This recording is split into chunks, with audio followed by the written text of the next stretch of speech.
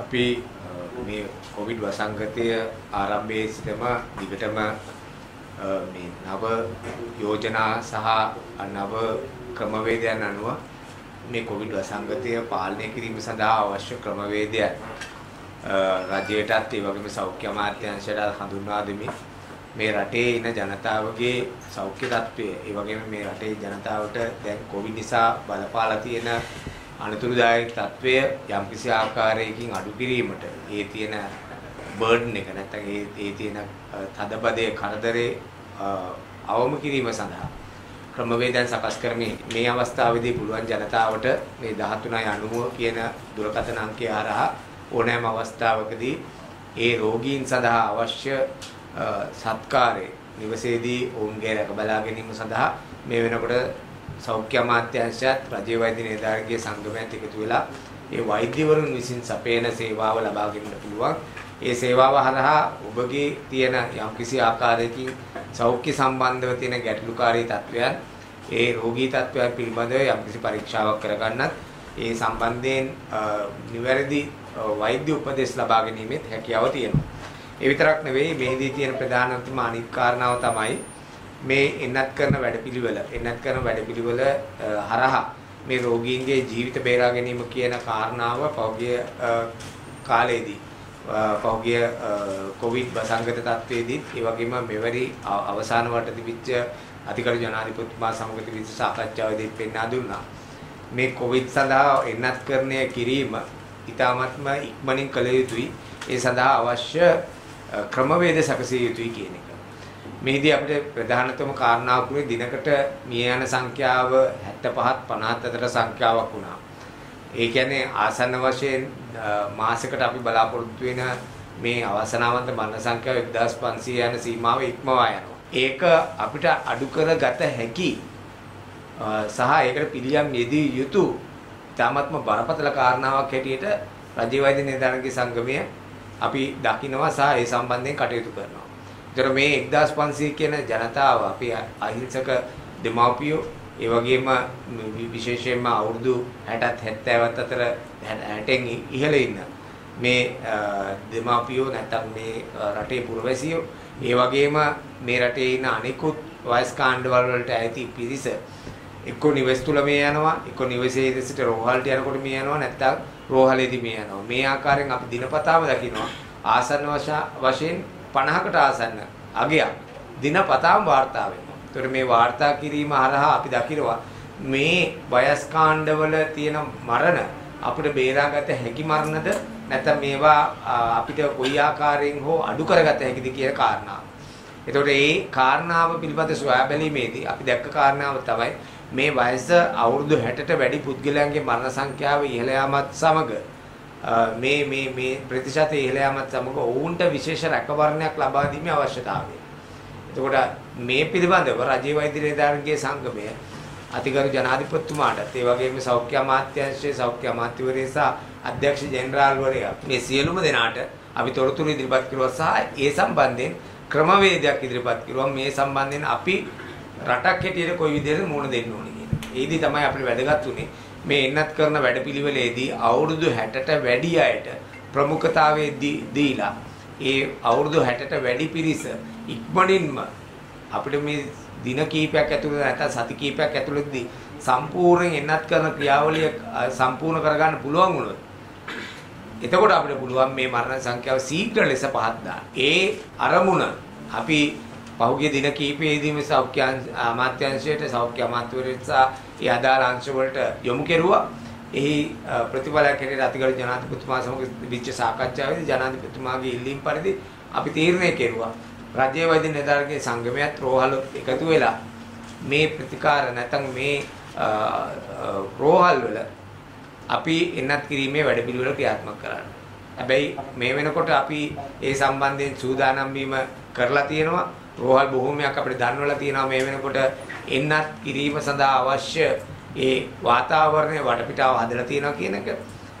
අද දිනේදී ගරු සෞඛ්‍ය අමාත්‍යතුමිය ප්‍රකාශයක් කෙරුවා 4,04,000ක එන්නත් මේ මධ්‍යස්ථාන වලට ලබා දිය හැකි බව. ඒතර මේ රෝහල් තුලින් ලබා දිය හැකි එන්නත් ප්‍රමාණය 4,04,000ක් බස්නාහිර පළාත් තුල ක්‍රියාත්මක කිරීම සඳහා අවශ්‍ය ක්‍රමවේදය සකසන බව ගෞරව සෞඛ්‍ය අමාත්‍යතුමිය අද දිනේදී සාකච්ඡාවකදී ප්‍රකාශ කෙරුවා. ඒ සම්බන්ධයෙන් රජයේ වෛද්‍ය නිලධාරීන්ගේ සංගමයට දැනුම් දීලා තියෙනවා. මේ ආකාරයට අපිට පුළුවන් වේවි කියලා හිතනවා. හෙට දිනෙන් පස්සේ අපිට මේ එන්නත් කිරීමේ වැඩපිළිවෙල ක්‍රියාත්මක කරන්න. පහුගිය දින කිහිපෙදී අපි සූදානම් හිටියා අපිට ප්‍රමාණවත් එන්නත් තුග නොලැබී යාම හේතුවෙන් ඒ ක්‍රියාවලියට නංවන්න බැරි වුණා. හැබැයි මතක තියාගන්න ඕන කාරණාවක් මේ එන්නත් කිරීම වැඩපිළිවෙල තීව්‍ර කිරීම හරහා නැත්නම් මේ එන්නත් කිරීමේ වැඩපිළිවෙල ඊටාම ඉක්මනින් කිරීම හරහා අපිට මේ මරණ සංඛ්‍යාව ශීඝ්‍ර ලෙස අඩු කර ගැනීමේ හැකියාවක් තියෙනවා. ඒ හින්දා අපේ ජනතාව මේ අනතුරෙන් මුදවා ගන්න නම් අපි ඊටාත්ම ක්‍රමානුකූලව ඊටාත්ම කාර්යක්ෂමව මේ වැඩපිළිවෙල ක්‍රියාත්මක කළ යුතුයි. එසේ ක්‍රියාත්මක නොවීම හේතුවෙන් රටේ ජනතාව මිය යාමේ ප්‍රවණතාවයක් තියෙනවා. ඒ හින්දා අපි මේ ප්‍රාදේශීය සෞඛ්‍ය අධ්‍යක්ෂ කාර්යාලවල හරහා මේ වෙනකොට ඉල්ලා සිටිමින් තියෙනවා මේ එන්නත් ඔක ලබා දෙන්න කියලා.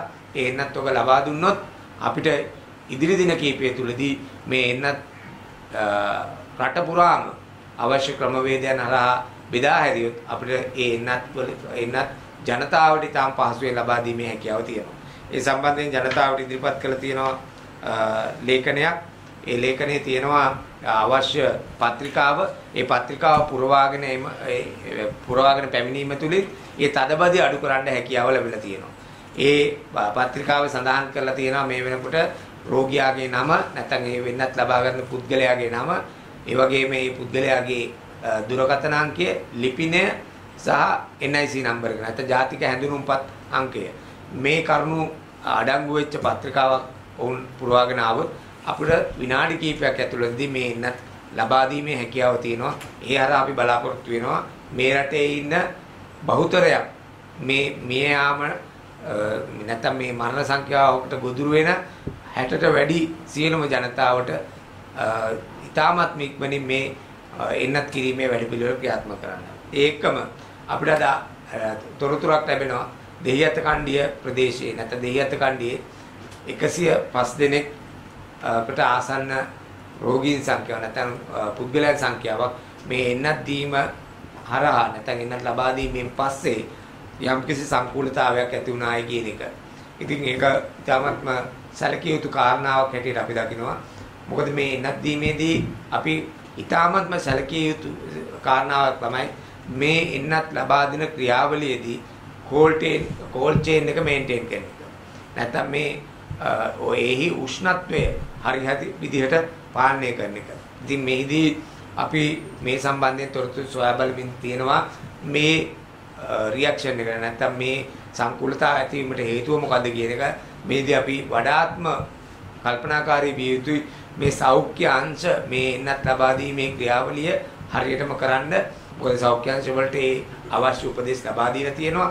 ඒ වගේම සෞඛ්‍ය නොවන අංශ උනත් මේ එන්නත් කරන ක්‍රියාවලියේදී සැලකිය යුතු සියලුම රෙගුලාසි නැත්නම් ඒ නීති රීති ආචාර ධර්ම පද්ධති හරියටම ක්‍රියාත්මක කිරීමේ අවශ්‍යතාවය අපි දකිනවා.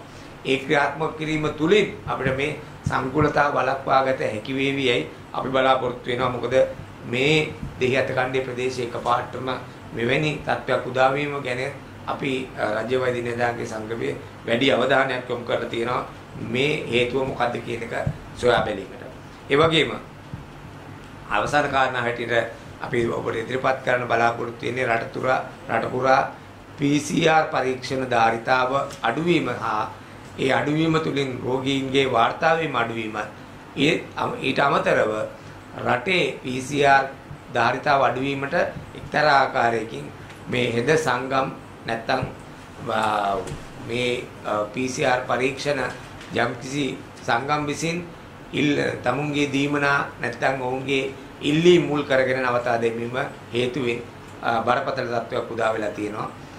රෝහල් කීපයකම මේ වෙනකොට යම්කිසි බැරෑරුම් කාර්ය තත්වයකට ඇවිල්ලා තියෙනවා. මොකද PCR කිරීමේ ධාරිතාව යම්කිසි මට්ටමක අඩු වෙලා තියෙනවා. මොකද සියලුම ඒ රෝහල් වල මේ වෙනකොට PCR පරීක්ෂණ සිදු කරන්නේ වෛද්‍යවරු. ඒතකොට වෛද්‍යවරුන් තමුන්ගේ සත්කම් වලට වෛද්‍යවරුන් තමුන්ගේ ප්‍රතිකාරම වලට ඒ වෛද්‍යවරුන් තමුන්ගේ සායන වලට අමතරව මෙහිදී අතිරේක ක්‍රියාවලියක් අපිට කරන්න සිද්ධ වෙලා තියෙනවා මේ රෝගී ජනතාව වෙනුවෙන් මේ PCR පරීක්ෂණ වලින් හෙද නිලධාරීන් ඉවත් වීමේ සිද්ධිය හේතුවෙන්.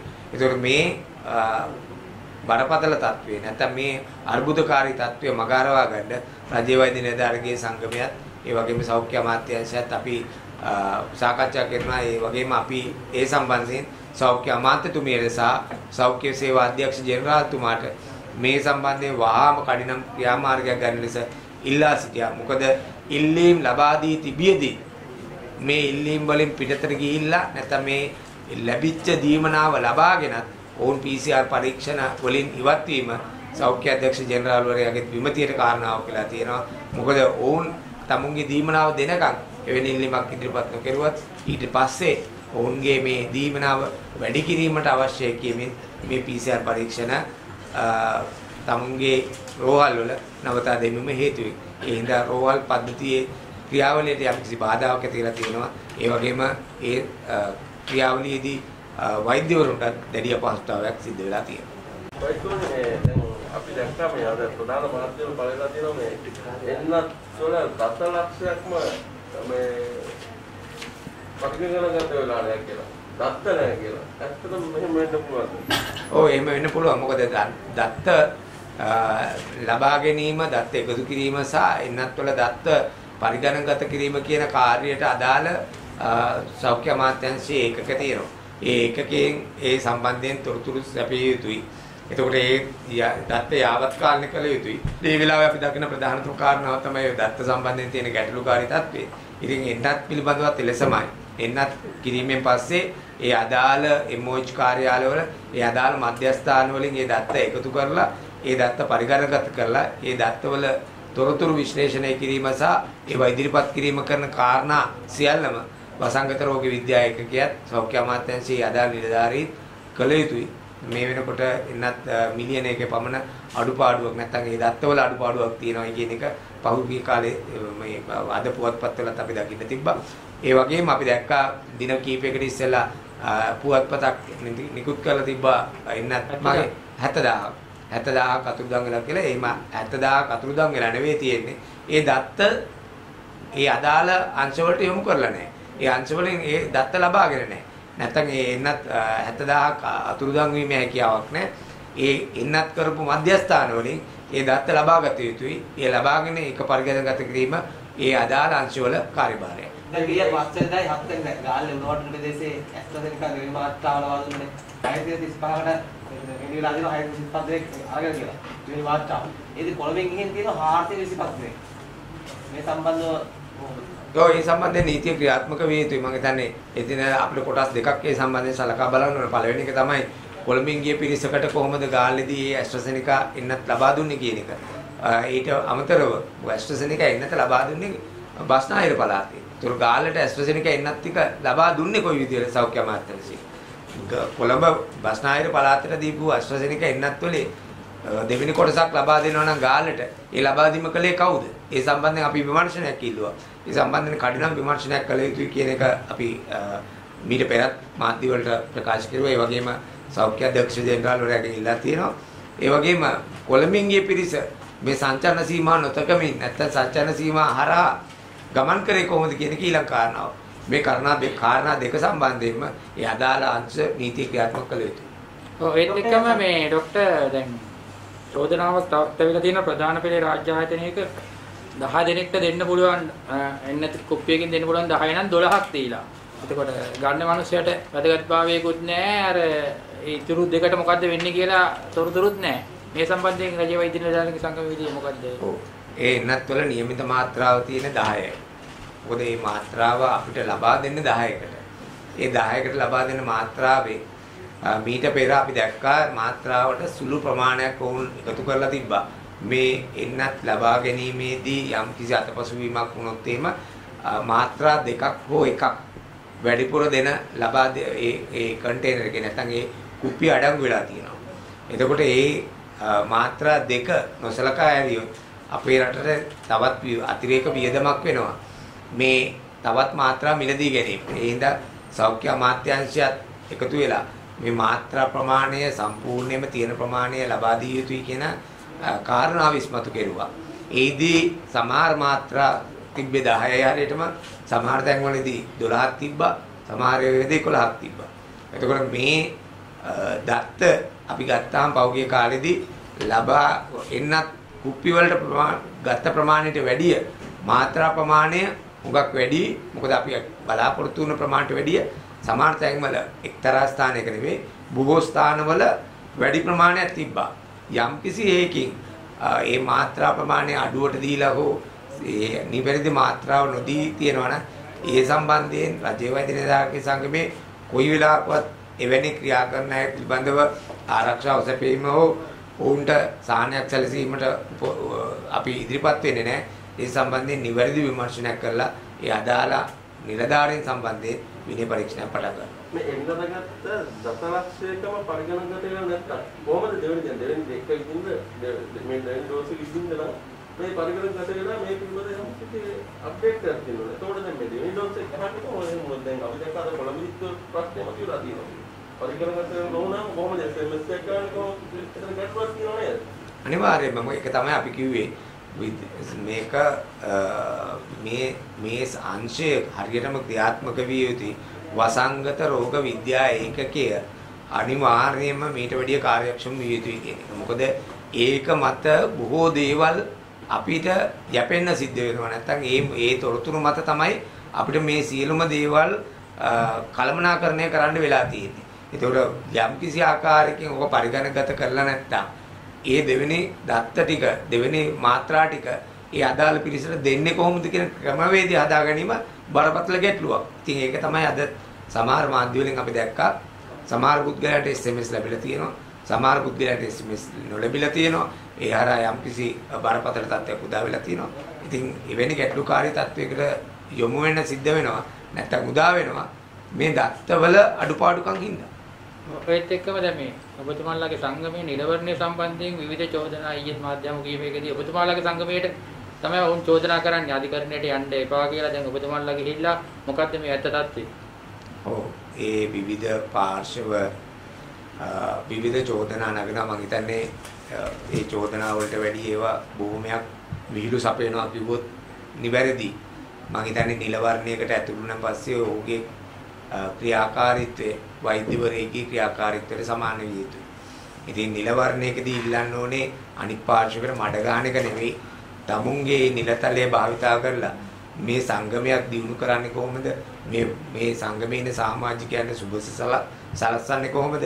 ඒ වගේම අපේ රටේ පුරවැසියන්ට කොයි වගේ ආකාරයෙන් තමුන් සේවය කරනවද කියන එක තමයි සංගමයේ නිලතලයකට ඉල්ලද්දී අපි බලාපොරොත්තු වෙන්නේ සහ වෛද්‍යවරයෙකුගෙන් අපි ඒකෙන් දකින්න කැමති. ඉතින් එවැනි දේවල් වෙනුවට සංගමයකට මඩ ගහලා ඉන්න පුද්ගලයෙක් නිලවරණයට ඉදිරිපත් වෙලා ඔහුට ඒකින් ඒ නිලතලයේ සඳහා ඡන්ද ලැබෙනවා කියන එක විහිළුවක්. මොකද මේ රටේ ඉන්න සබුද්ධික මේ රටේ ඉන්න යම්කිසි බුද්ධියක් තියෙන වෘත්තිකයන් ඒ වගේම මේ රටේ බහුතරයක් වෛද්‍යවරු 80%කට ආසන්න සංඛ්‍යාව 90කට ආසන්න සංඛ්‍යාවක වෛද්‍යවරු සමාජිකත්වයේ දරන තැනක ඔය වගේ විහිළු සැපීමේ තාමත්ම මම හිතන වෘත්තියට ගැලපෙන්නේ නැහැ. ඒක ග්‍රාමීය ප්‍රදේශවල දැන් ජනතාවට මේ ප්‍රදේශ මුලික කරගත්ත මොකලේ ඉන්න ලබා දෙන මාසෙක වෙන වැසවුම් වෙනකොට දැන් මේ රෝහල් වලට මේ සම්පත් ප්‍රමාණවත් මේ ඉන්නත් ගබඩා කරගන්න එතකොට මේ ජනතාව දැනුවත් වෙන්න ඒ සම්බන්ධව මේ එන්නදී ආරම්භ වෙලා තියෙන්නේ නෑ ඒ ග්‍රාමීය රෝහල් වල නෙවෙයි ප්‍රධාන රෝහල් වලට තමයි මේ ඉන්නත් ලබා දීම කරන්න අපි සූදානම් කරලා තියෙන්නේ. මොකද දැන්ට එමෝච් කාර්යාලවල විතරයිනේ මේ සිද්ධ වෙන්නේ. ඒතකොට එමෝච් කාර්යාලයෙන් පිටතට ගිහිල්ලා මේ කැම්ප් හදලා නැත්තම් මේ වෙන ස්ථානවලදී ඒ ලබා දීම කරනවා. ඒ හින්දා අපි බලාපොරොත්තු වෙනවා එතනින් පිටතට ගිහිල්ලා මූලික රෝහල් වලට සහ ඒ අදාළ ප්‍රධාන රෝහල් වලට අනුයුක්ත කරලා ඒ අදාළ කණ්ඩායම යොදවලා ඒ අවශ්‍ය පරිසරය හදලා ඒ පරිසරය තුලින් තමයි අපි මේ එනත් කිරීමට අවශ්‍ය ක්‍රමවේදය සකසලා තියෙන්නේ. මේ වෙනකොට ඒ අදාළ රෝහල් වල ඒ ගබඩා පහසුකම් සහ ඉතිරි අවශ්‍ය පහසුකම් ඒ අදාළ රෝහල් වල බලධාරීන් නැත්නම් අධ්‍යක්ෂකවරු පොරොන්දු වෙලා තියෙනවා සූදානම් කරලා තියෙනවා. දැන් මේ පරීක්ෂකවරයාගේ සහ ගාමසේවකයාගේ අනුමැතියෙන් පමණ මරණ ලබා දීමට දැන් තීරණය කරලා තියෙනවා. මේ නිසා දැන් මහජන සෞඛ්‍ය පරීක්ෂකවරයාගේ අවසරය අවශ්‍ය නැහැ කියලා. මේ නිසා කොවිඩ් අවධානයේ යම් කිසි ගැටලුවක් ඇති වෙනවා කියලා මහජන සෞඛ්‍ය පරීක්ෂකවරුන් කියනවා. ඇත්තටම තත්ත්වයක් වෙන්න පුළුවන් නේද? ඔය තීරණය පිළිබඳව අපේ රජයේ වෛද්‍ය නිලධාරීගේ සංගමයටත් තොරතුරු ලැබිලා තියෙනවා. ඒ සම්බන්ධයෙන් මේ වෙනකොට නිවැරදි තොරතුරු දත්ත අපි අධ්‍යයනය කරමින් පවතිනවා.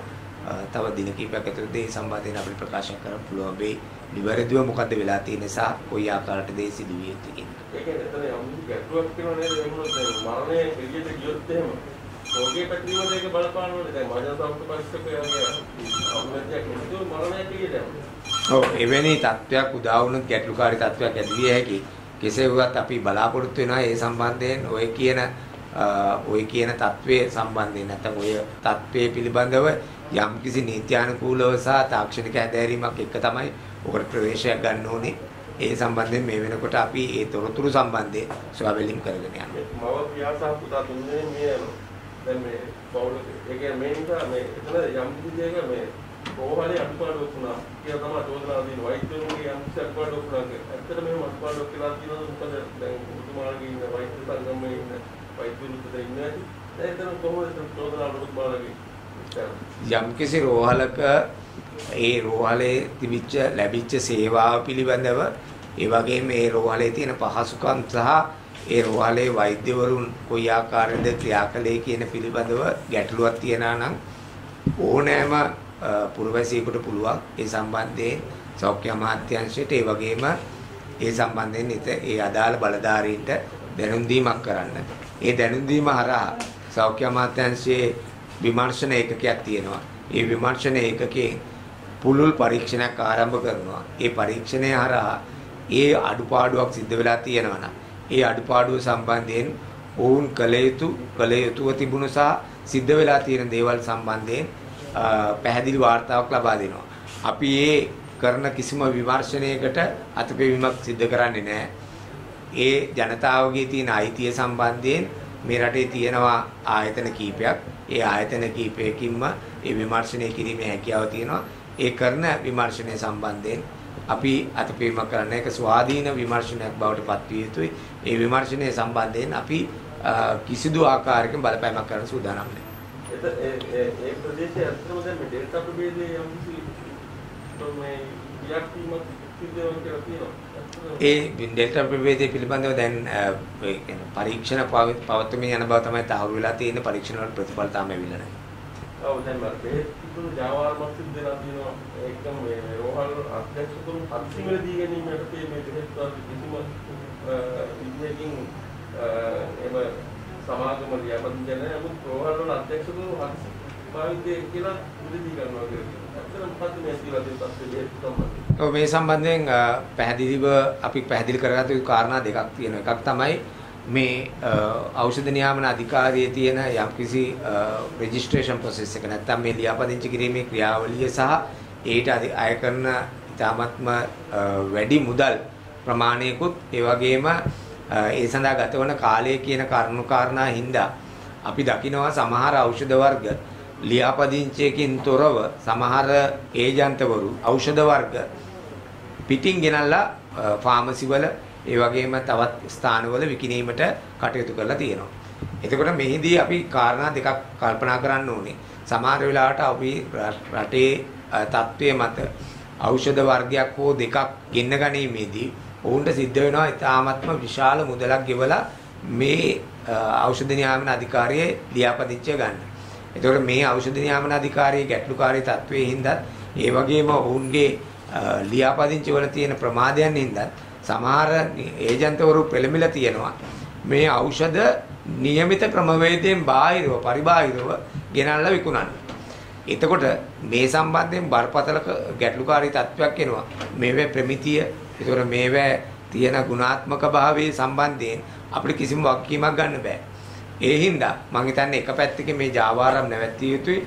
අනිත් පැත්තෙන් ඖෂධ නියාමන අධිකාරියේ මේ දැනට ක්‍රියාත්මක වෙන ක්‍රමවේදය වෙනස් කළ යුතුයි. ඒ හින්දා මේ වෙනකොට ගරු චන්න ජයසුමන අමාත්‍යතුමා තීරණය කළා තියෙනවා මේ ඖෂධ නියාමන අධිකාරිය පිළිබඳව විශේෂ කමිටුවක් පිටවන්න. මේ කමිටුව හරහා ඔවුන් මේ තොරතුරු සම්බන්ධයෙන් විශේෂ විමර්ශනයක් මේ වෙනකොට සිද්ධ වෙමින් පවතිනවා. ඒ විමර්ශනයෙන් පස්සේ මේ අදාළ යෝජනා මේ අදාළ ක්‍රමවේදයන් වෙනස් කිරීමට අවශ්‍ය සියලුම සැකසුම් සාධාරණ කිරීමට ඔවුන් බලාපොරොත්තු වෙනවා.